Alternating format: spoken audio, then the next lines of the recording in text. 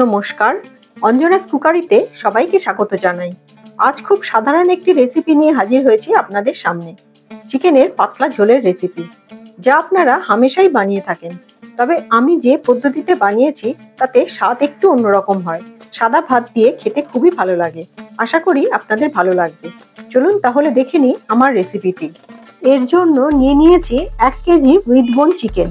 বাজার থেকে নর্মাল যেরকম পিস কেটে দেয় সেটাই রেখেছি, শুধু লেগ পিসগুলোতে একটু কাট লাগিয়েছি, এতে এর মধ্যে মশলা ঢুকবে। এবার এই চিকেনের মধ্যে একে একে দিয়ে দিলাম 3 চা চামচ টক দই, প্রয়োজন মতো লবণ, 1 চা চামচ রসুন বাটা, 1 চা চামচ আদা বাটা। এখানে আদা ও রসুন আমি গ্রেট করে নিয়েছি। আপনারা চাইলে গ্রেট করেও দিতে পারেন অথবা একসাথে বাটাও দিতে পারেন, যেরকম আপনাদের সুবিধে হয়। দিয়ে দিলাম 1 চা চামচ হলুদ গুঁড়ো, 1 চা চামচ লাল লঙ্কা গুঁড়ো, 1 চা চামচ জিরে গুঁড়ো, 1 চা চামচ ধনে গুঁড়ো ও 1 চা চামচ সর্ষের তেল। এবার সব মশলাগুলো দিয়ে চিকেনের মধ্যে খুব ভালোভাবে মেখে নিতে হবে। সব পিসগুলোতে যেন খুব ভালোভাবে মশলা লাগে, সেজন্য বেশ ভালোভাবে মাখতে হবে। এইভাবে খুব ভালোভাবে মেখে নিয়ে চিকেন আধ ঘন্টার জন্য ম্যারিনেশনে রাখতে হবে। হাতে যদি সময় বেশি থাকে তাহলে আরও বেশি সময় রাখবেন।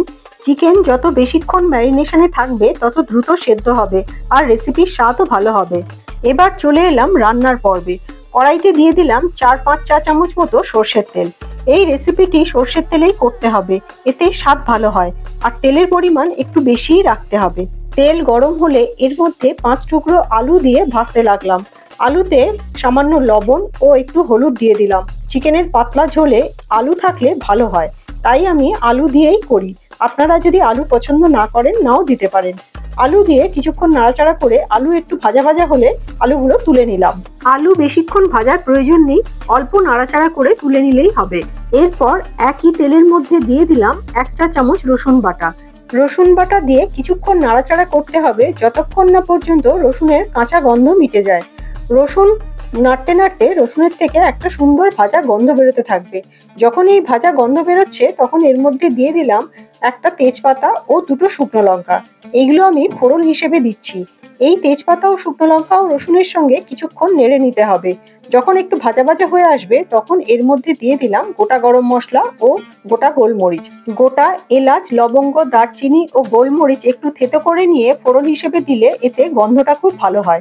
এরপর ফোড়ন থেকে যখন সুন্দর ভাজা গন্ধ বেরোতে লাগলো তখন এর মধ্যে দিয়ে দিলাম 1 কাপ পেঁয়াজ কুচি ও 1/2 কাপ টমেটো কুচি। পেঁয়াজ ও টমেটো দিয়ে কিছুক্ষণ নাড়াচাড়া করে একটু নরম করে নিতে হবে। 2 মিনিটের মতো নাড়াচাড়া করার পর এর মধ্যে দিয়ে দিলাম 1 চা চামচ আদা বাটা। চিকেন ম্যারিনেশনে রাখার সময় আমি 1 চামচ করে আদা বাটা ও রসুন বাটা ব্যবহার করেছিলাম, আর এখন আরও 1 চামচ করে আদা বাটা ও রসুন বাটা দিলাম। অর্থাৎ এই রেসিপিতে সর্বমোট আমি 2 চামচ আদা বাটা ও 2 চামচ রসুন বাটা ব্যবহার করলাম। পেঁয়াজ টমেটোর মধ্যে আদা বাটা দিয়ে নাড়াচাড়া করলে আদার কাঁচা গন্ধটা আর থাকবে না, সেই জন্য আদা, পেঁয়াজ ও টমেটো একসঙ্গে বেশ কিছুক্ষণ নাড়াচাড়া করতে হবে। এই সবজিগুলো যাতে দ্রুত সেদ্ধ হয় তার জন্য এর মধ্যে দিয়ে দিলাম সামান্য লবণ। লবণ দিলে সবজিগুলো তাড়াতাড়ি নরম হয়ে যাবে। প্রয়োজনে কয়েকবার ঢাকা দিয়ে ও নাড়াচাড়া করে এই পেঁয়াজ, টমেটো ও আদা প্রায় গলিয়ে নিতে হবে। দেখুন নাড়তে নাড়তে কতটা নরম হয়ে এসেছে। বেশ কিছুক্ষণ ঢাকা দিয়ে নাড়াচাড়া করলেই পেঁয়াজ ও টমেটো দ্রুত সেদ্ধ হয়ে যাবে। এবার এর মধ্যে একে একে বেশ কিছু মশলা দিয়ে দেবো। দিয়ে দিলাম 1/2 চা চামচ হলুদ গুঁড়ো, 1/2 চা চামচ লঙ্কা গুঁড়ো, 1/2 চা চামচ জিরে গুঁড়ো, 1/2 চা চামচ ধনে গুঁড়ো ও 1 চা চামচ কাশ্মীরি লাল লঙ্কার গুঁড়ো। দিয়ে দিলাম 1.5 চা চামচের মতো চিকেন কারি মশলা।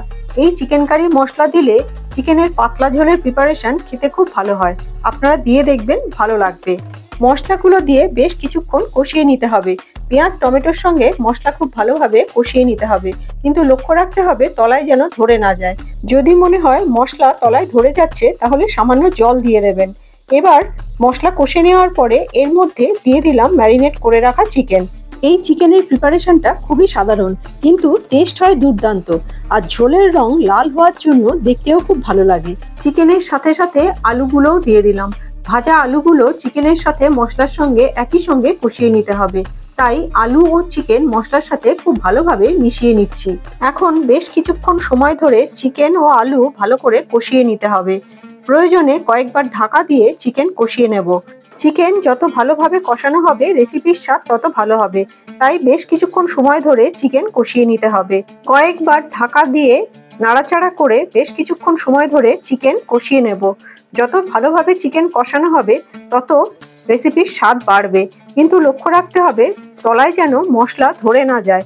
এই রেসিপিটি এতটাই সুস্বাদু হয় যে সাদা ভাতের সঙ্গে গরম গরম মুরগির এই পাতলা লাল লাল ঝোল খুবই ভালো লাগে খেতে।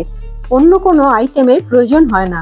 যেহেতু এই রেসিপিতে ঝোলের পরিমাণ বেশি হয়, তাই চেষ্টা করবেন ঝোলের কালারটা যাতে একটু বেশি লাল হয়, আর সেজন্যই কাশ্মীরি লাল লঙ্কা গুঁড়োর পরিমাণটা একটু বেশি দিতে হয়। দিয়ে দিলাম বাটি ধোয়া মশলার জল।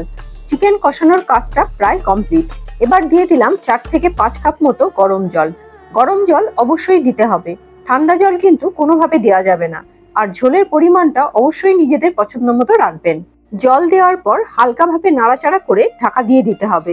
দেখুন ঝোলের কালারটা কেমন লাল এসে গেছে, আর এটাই এই রেসিপির প্রধান আকর্ষণ। জানবেন কোনো প্রিপারেশনের দর্শন যদি আকর্ষণীয় হয় তাহলে টেস্টও সুস্বাদু হবে। আসলে এই রেসিপিতে মশলা খুবই সাধারণ হলেও ঠিকমতো রান্না করতে পারলে এর স্বাদ অসাধারণ হয়। প্লেন রাইসের সঙ্গে খুবই ভালো লাগে খেতে। সামান্য লবণের প্রয়োজন ছিল, দিয়ে দিলাম। সাথে দিয়ে দিলাম হাফ চা চামচ চিনি ও 3 থেকে 4টে কাঁচা লঙ্কা। আবারও হালকাভাবে নাড়াচাড়া করে ঢাকা দিয়ে চিকেন সেদ্ধ হওয়া পর্যন্ত ফোটাতে হবে।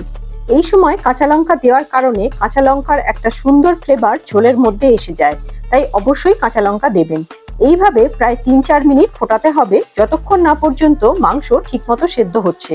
তবে চিকেন সেদ্ধ হতে বেশি সময় লাগে না, কষতে কষতেই সেদ্ধ হয়ে যায়। আর টক দই দেওয়ার কারণে অল্প সময়েই চিকেন সেদ্ধ হয়ে যায়। দেখুন এই সময় চেক করছি একদম চিকেন ঠিকঠাক সেদ্ধ হয়েছে। তবে যদি দেখেন সেদ্ধ হতে একটু বাকি আছে, তাহলে ঢাকা দিয়ে আরো 2 মিনিট ফুটিয়ে নেবেন। তবে একটা জিনিস অবশ্যই মাথায় রাখবেন, মাংস সবসময় সুসেদ্ধ করে খাওয়াই ভালো। অল্প সেদ্ধ মাংস কখনোই স্বাস্থ্যকর নয়, শরীরের পক্ষে ক্ষতিকারক। সে চিকেনই হোক অথবা মাটন, অবশ্যই ঠিকমতো সেদ্ধ করে রান্না করাই শ্রেয়। কথা বলতে বলতে আমরা রান্নার একদম শেষ পর্বে চলে এসেছি। দিয়ে দিলাম হাফ চা চামচ গরম মশলা ও 1 মুঠো ধনেপাতা কুচি। এই দুটো জিনিস মিশিয়ে দিয়ে সঙ্গে সঙ্গে ঢাকা দিয়ে দেব। তাতে এই দুটো জিনিসের ফ্লেভার খুব সুন্দরভাবে রেসিপিতে এসে যাবে। মুরগির মাংসের এই লাল লাল পাতলা ঝোল বানাতে আমি যে ইনগ্রেডিয়েন্টস গুলো ব্যবহার করলাম সেগুলো খুবই সাধারণ, তাই অবশ্যই চেষ্টা করবেন সবগুলোই দিতে। তাতে রেসিপিটি পারফেক্ট হবে আর খেতেও খুবই ভালো হয়। বন্ধুরা, আজ এই পর্যন্ত। রেসিপিটি যদি ভালো লাগে অবশ্যই লাইক, শেয়ার ও চ্যানেলটি সাবস্ক্রাইব করে এবং ফেসবুক পেজটি ফলো করে আমার পাশে থাকবেন। সকলে ভালো থাকবেন, সুস্থ থাকবেন। দেখা হবে আগামী পর্বে। ধন্যবাদ।